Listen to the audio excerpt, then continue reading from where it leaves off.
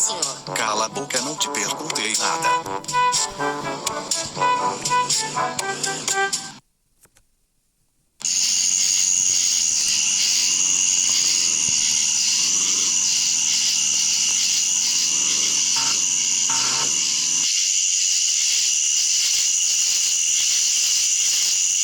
Espera agora que eu reparei. Eu esqueci da minha tenda em casa. Vou ter que sobreviver sem tenda.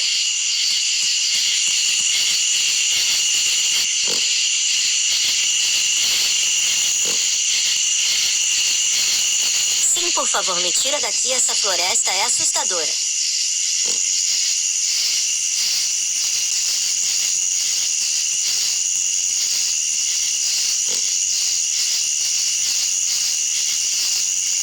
Não tem problema, mas você tem alguma coisa para comer. Estou com fome.